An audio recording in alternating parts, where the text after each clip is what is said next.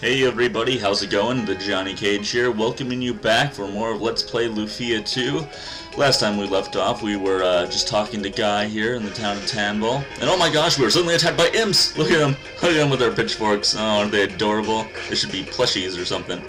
But anyhow, we're going to get Guy's sister Hilda back from this tower, where some evil bad guy who said something about throwing rats in our faces has her. And oh my gosh, I completely neglected to mention, look at Tak. Look at Tak the Fumi. Oh my gosh, doesn't he look like Kirby if Kirby was the Incredible Hulk? That's totally what I see when I look at him. So anyways, we're going through this tower now. This Tower of Power, if you will. And gonna get introduced to some new enemies. Here we have the Scorpions. And this will be a great level full of ridiculous puzzles, most of which I will look at with confusion, followed by attempting to beat them. So here we go, so some Scorpions here.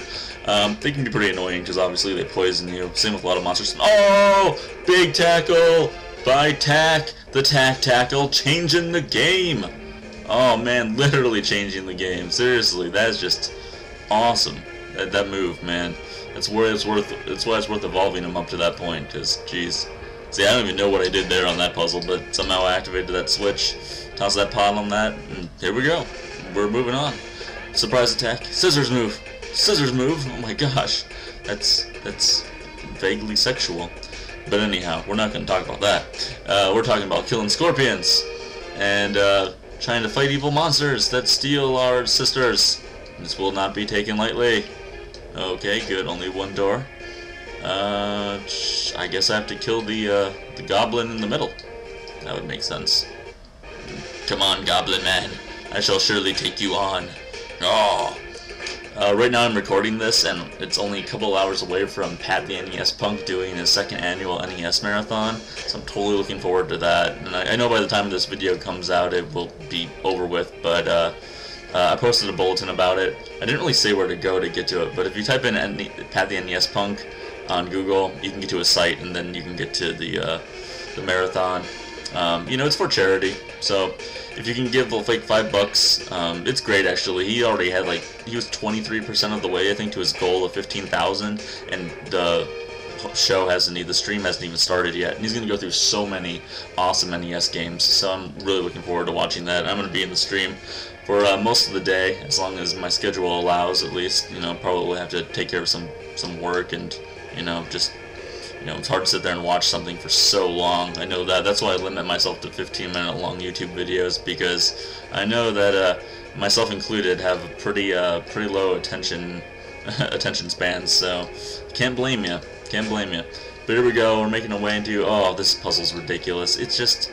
Like, come on. I don't see why they had to have so many stupid puzzles in this game.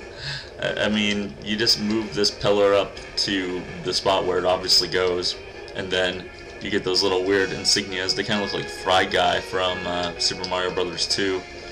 And you throw them on the pots onto those, and then suddenly the door opens like magic. These towers can get really tricky to figure out. Ooh, big crabs. Well, that's definitely trouble if you got big crabs in your hands. But these towers can be kind of difficult to figure out. They're getting to the top of them is a puzzle in and of itself, not to mention the puzzles inside of the tower. But we've got a solid team here. Guy is really good. As you can see, we're always going to be over-leveled. I don't mean to always be overpowered.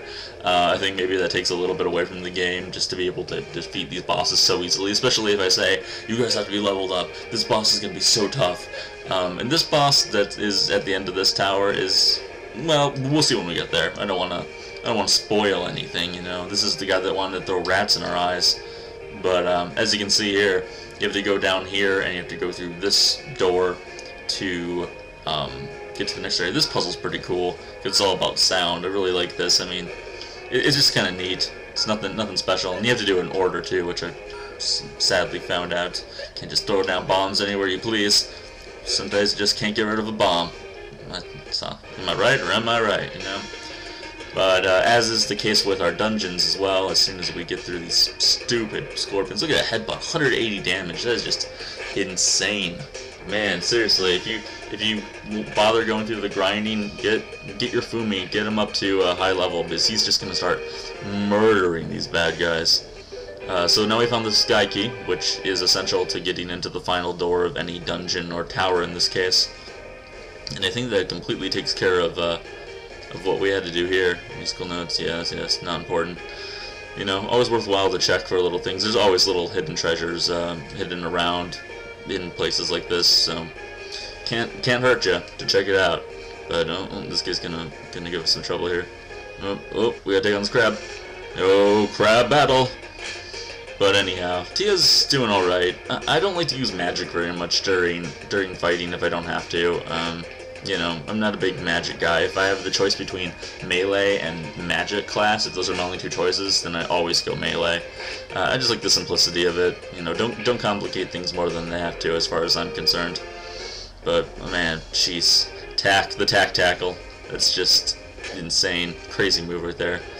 No, I don't want to go this way. I want to go this way. I think. I don't know. You get kind of confused, but if you think about it, like where you are relative to the tower and all that, then you can kind of figure out where you're going. I use the word kind of loosely because it's still gonna be tough. Like, so is it here? I'm completely messed up. Now I gotta go down and to the right apparently, so we can hit that switch to bring down the platform. So let's try to go take care of that. Woo! Backtracking. I really dislike games with a lot of backtracking too. That's probably why I'm not a very big fan of games like the Metroid series, because I really just can't get into that whole, you know, you have to go back and get this, or you need to go back to this point because you don't have this power-up yet. I want to play, I haven't played the original Metroid for the NES all that much, but I'm surprised with how complicated it seems for being an NES game still. I mean, the Super Metroid is notorious, and I played that one quite a bit. I haven't gone super far in it, but I just, you know, the atmosphere, the creepy atmosphere of those games is just, you know, I had the same feeling about playing the Resident Evil games, but I'm playing Resident Evil 4, and so far the atmosphere is not that creepy. I'm in the 3rd chapter of 5 chapters, and so far I would say the atmosphere has been pretty cool.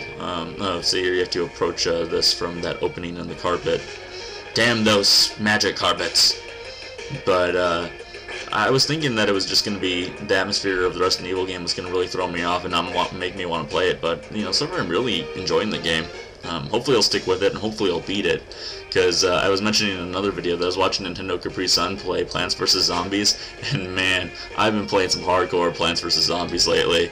Like, I've been having so much fun with that game. It's such a fun casual game just to sit back and relax and just click plants and put them wherever you want to. And I'm not a big fan of it. I'm not a big fan of like games of that sort normally, especially when I found out that they were the same people that made the Bejeweled games. Like all those games you always see, like, I don't know, girls always play those games for some reason, and they're really simple and they're the same cookie cutter game every single time. But I don't know, this one's just really addictive and really appealing for some reason. So I played the heck out of it the past few days, so I might have to take a break, you know, maybe focus more on playing these games for you guys. But you know, Pokemon's coming along great.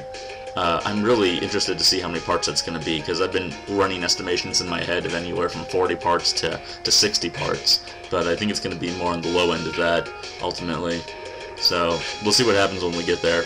And then after that, I'm going to go back and do a bunch of bonus episodes where I play with the Pokemon that I didn't get to, that people really wanted me to use. Because, you know, that was part of the whole LP to begin with, was to get people involved, give me names, have them be part of it. Like, I'm having some of my commenters here, some of my subscribers part of this game with me, you know, for sure. But this is very different because it's few and far between, and damn it, I have to do this puzzle again. Are you serious? It could be a lot worse, and believe me, the puzzles later on, they do get a lot worse. There's a puzzle in here that took me and my friends in 5th grade 3 days. I kid you not, 3 days, probably a grand total of you know, almost 10 hours to be able to figure it out. I don't know, chalk it up to us only being in 5th grade when we were trying to do it, but oh my gosh, when we get there, I'm gonna look at a walkthrough when I get to that tower just to know how to do that part, because I do not want to bother with that ever again in my life. But it shouldn't be too big of a problem. This is a pretty cool puzzle. You know, it's really simple, but it's just neat. 6:15 right now, and the door opens at 9 o'clock, so you have this small block here that represents the hour hand. Push that over to what would be the 9, and then the long hand up to the 12. Bam! You get 9 o'clock. It's pretty cool. And then you have your little switch here. Bam! You hit that. and this will lead us up to the area where the boss is. So if you don't have the key right now, you've got to go back and you've got to find that key, which sucks because I know that there will be towers later on where I will have gotten to the boss, but I don't have the key and I'll have to backtrack and find it. But, you know, keys aren't that difficult to find. They're not that, like, ominously hidden, at least. So, making our way up to the top to fight the boss, but I'm out of time, guys. I'm going to leave you with a cliffhanger. We're going to fight the boss next time, later on.